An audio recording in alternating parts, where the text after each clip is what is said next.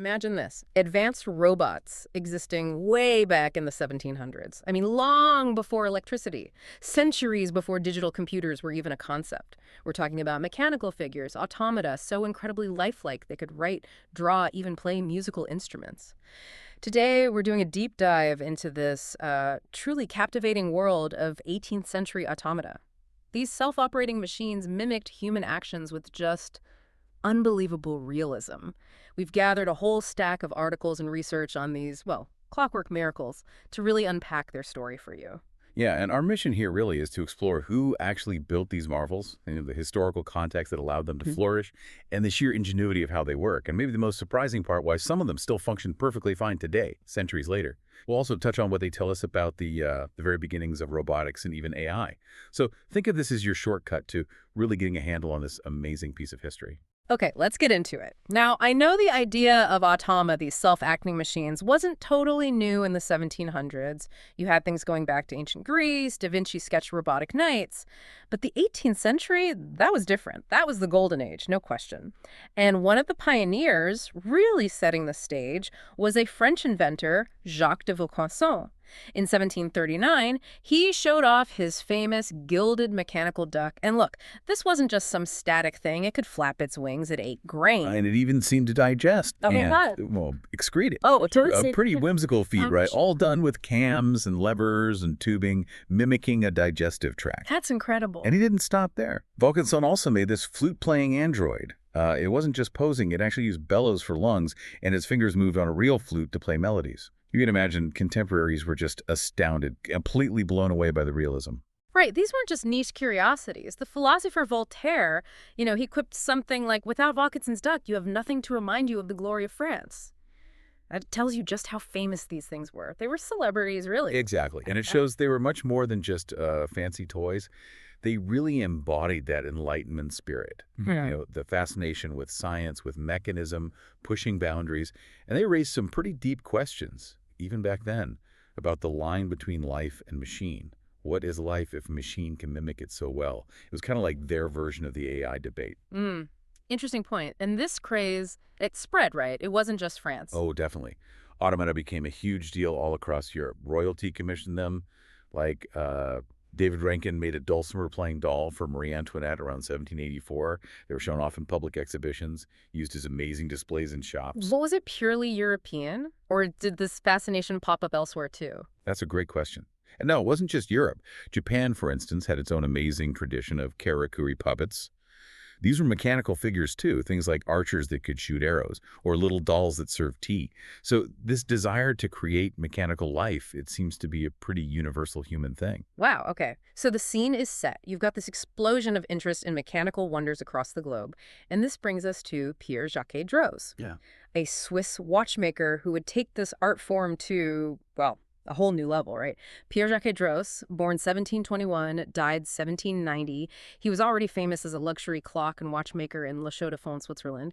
But he was more than that. He really blended artistry with pure mechanical genius. And a key moment for him, what really put him on the map internationally, was this demonstration he did in 1758 for King Ferdinand VI of Spain. Picture this. He shows off various clocks, including one with a little automaton shepherd and a dog guarding a basket of apples. And apparently it was so realistic that when some courtier actually tried to grab an apple, the mechanical dog lunged and barked. No way. Yes. And then a real dog in the room started barking too. People freaked out, basically. Some audience members, thinking it was sorcery, actually ran away. Huh. That's quite the product demo. So what did he do? He must have thought, uh-oh, Spanish Inquisition. Exactly. He had to think fast. So he immediately opened up the mechanisms, showed everyone the gears, the cams, proved it was all clockwork, no magic involved. Luckily, that calmed everyone down, including the Grand Inquisitor, and the king was so impressed he became a major patron. That funding was crucial. So that Spanish success basically bankrolled his most famous works. Precisely. Between about 1768 and 1774, working with his son Henri Louis and an associate, Jean-Frédéric Lachat, he created the legendary trio, the writer, the draftsman, and the musician. And these weren't just passion projects. They were, in a way, incredibly sophisticated advertisements for his main business, right? Yeah. Showing off his skills to potential wealthy clients across Europe. Absolutely. They toured Europe, drew massive crowds, got rave reviews. And the really mind-blowing thing, they still work today. You can go see them. Let's talk about the writer first, often called the world's first programmable robot, or maybe more like an analog computer. Built around 1770, it's this small figure of a boy, maybe 70 centimeters tall, and he can write any custom text up to 40 characters with a real quill, pen, and ink. And the actions, they're just mesmerizingly lifelike. He dips the quill in the inkwell, gives it a little flick to remove excess ink, then writes in this beautiful flowing cursive. His eyes follow the pen across the paper. He even pauses, lifts his head slightly like he's thinking, before dipping the quill again. The illusion is just uncanny. So how does it do that? What's inside? Inside, it's packed with something like 6,000 components, mostly brass. The core is this complex system of rotating cams, and the programmable part comes from this large wheel with cams shaped like letters. You can physically change or reorder these cams to spell out different words. That's the program. So the shape of the cam dictates the pen's movement. Exactly. Tiny feelers trace the contours of these cams, and that physical information is translated into incredibly precise X, Y, and Z movements of the arm and hand. The resulting script is just, well, it's as good as, if not better than, fine human handwriting. I read that science historian Simon Schaefer called it one of the most remarkable realizations of CAM technology and even a distant ancestor of the modern programmable computer. Yeah, and that's not an exaggeration. Think about it.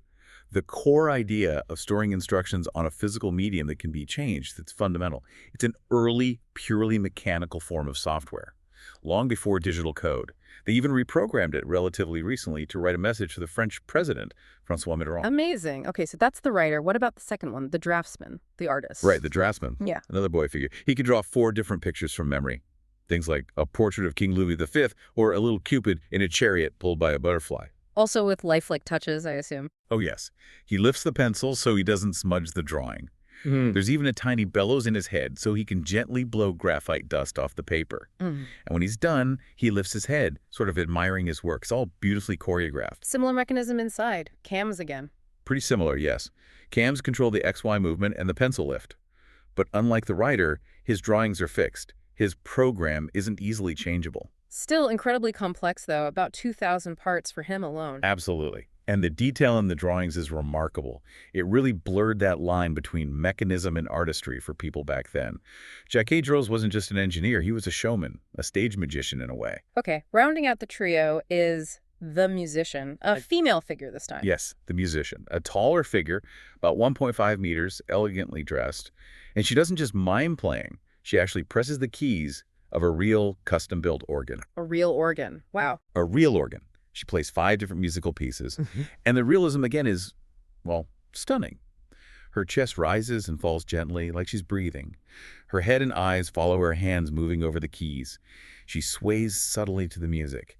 And at the end of each piece, she gives this little gracious bow. How on earth did they manage that? Playing an actual instrument requires precise timing and pressure. It's incredibly complex. Again, rotating cams encode the melodies. These activate levers connected to her fingers, making them press the correct keys with the right touch. The sound comes from real pipes, powered by bellows. It's way beyond a simple music box. So you have the music mechanism plus separate cam systems for the breathing, the head movements, the eye movements. Exactly, all perfectly synchronized. It's a Clockwork symphony inside her. She has around 2,500 parts. And they were meant to be seen together, the 3 of them. Definitely. They were designed as an ensemble performance.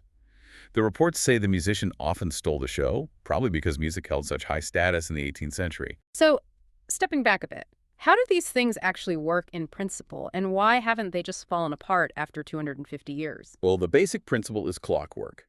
Power usually comes from a wound mainspring, just like an old watch or clock. That power is released in a controlled way, using something called an escapement or a governor that ensures smooth, timed motion instead of everything just spinning wildly. And the brains, as we've said, are the cams. These specially shaped rotating discs are like mechanical algorithms. They turn simple rotation into really complex, specific movements. Right, you mentioned cams for horizontal, vertical, and lift. The shape is the program. Exactly. The shape of the cam edge dictates the exact path the connected lever or rod will follow. It's physical programming etched in metal. And the writer was special because those letter cams could be swapped out. Precisely. That reprogrammability was the key difference. It's like comparing early computers that used rewirable plug boards or punch cards to ones with fixed circuits. Most other automata, like the draftsman or the musician, had their cams fixed. They performed the same routine every time because you couldn't easily change that physical program. And the smoothness, the lifelike quality that came down to their watchmaking skills. Absolutely. These weren't crudely made. They used high-quality brass and steel, tiny jeweled pivots to reduce friction, precisely calculated gear ratios, Right. everything you'd find in a top-end clock. That's what allowed for such fluid, non-jerky motion. Interesting. You also mentioned different design approaches. Jacques Dries put the works inside the dolls. Mostly, yes, which required incredible miniaturization. Others, like Henri Maillardet, who we should talk about, often put the main mechanism in a large base that the automaton sat on. That allowed for bigger cams, more complex sequences, essentially a larger memory, but made them less portable and maybe a bit less integrated looking than Jacques Dros's figures. Both valid engineering choices, just different priorities. And all of this just running on springs and gears. No electricity, purely mechanical. Purely mechanical. Controlled motion, feedback loops, all achieved through ingenious gear trains, levers, and regulators. Which probably explains their longevity, partly. No fragile electronics. That's a huge factor. Robust clockwork is durable. Metal gears and levers don't degrade like early plastics or suffer from electronic failures. If a part breaks, a skilled craftsperson can often make a new one.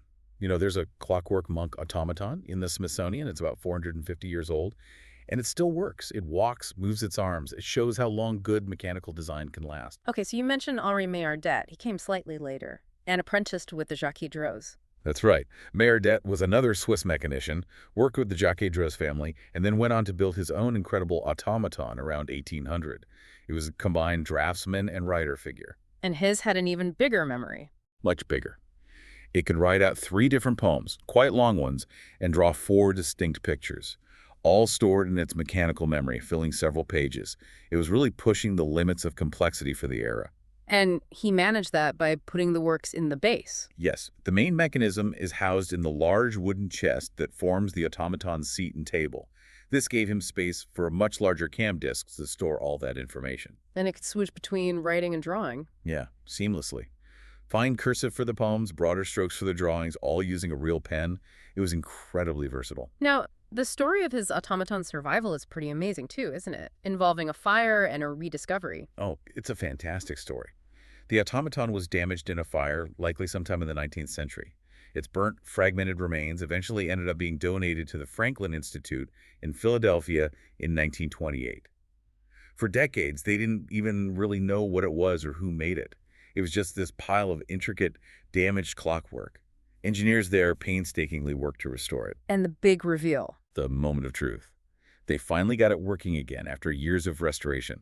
They set it in motion, and as it finished its program sequence, it completed the last poem by writing its own signature. It signed its name. It signed its name in French, Écrit par l'automate de Maillardet, written by the automaton of Maillardet.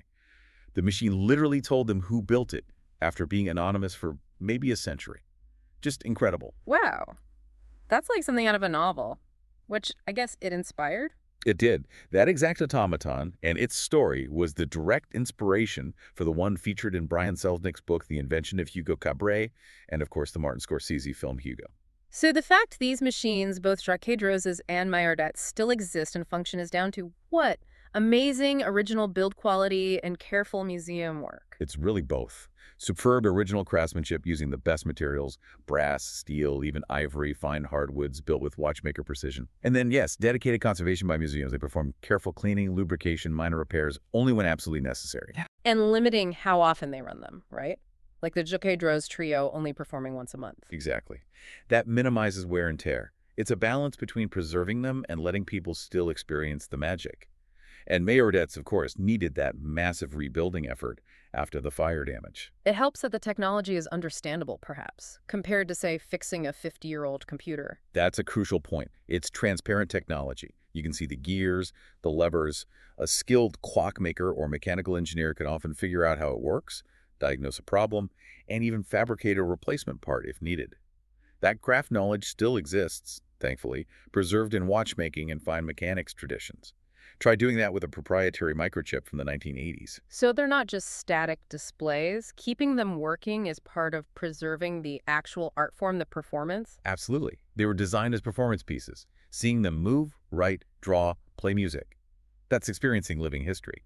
It preserves the intangible heritage of 18th century mechanical artistry in a way a silent display never could. And their legacy goes beyond just museum pieces, doesn't it? You mentioned the link to computing. Definitely. They are direct precursors to programmable machines. That core idea, storing operational sequences on a physical medium, CAMs in this case, evolved. Think player pianos using paper rolls, then early computers using punched cards or magnetic tape. The Jacques Draw's writer, especially with its changeable program, is widely seen as a key analog ancestor to Babbage's analytical engine and ultimately to modern digital computers. And philosophically, as we touched on, they ignited those early debates about mechanism versus life, human versus machine, that resonate so strongly with today's discussions around AI and robotics. Right. I think it was Susanna Carroll from the Franklin Institute who said something like, seeing these 18th century humanoid machines doing complex things forces you to ask, what does it mean to be human? Just like modern robots do. Exactly the same questions, just triggered by wood and brass instead of silicon and code. What an incredible journey we've taken, just delving into the sheer ingenuity, the whimsical artistry of these 18th century mechanical wonders. It really is mind-blowing that they still work, still astonish us hundreds of years later. It really is humbling. It reminds you that robotics, this fascination with automated mechanisms, has roots going back way further than Silicon Valley. So here's something to think about. The next time you see a modern robot doing something complex, maybe dancing, or watch AI generate text, maybe just pause and think back to Pierre Jacques Draw's little wooden boy, meticulously dipping his quill into an inkwell centuries ago. The technology is worlds apart, obviously, but that fundamental human spark, that fascination with creating machines that mimic life, that clearly endures, makes you wonder, doesn't it? What other ancient technologies or ideas are still quietly shaping our world today? Thank you for joining us on this deep dive.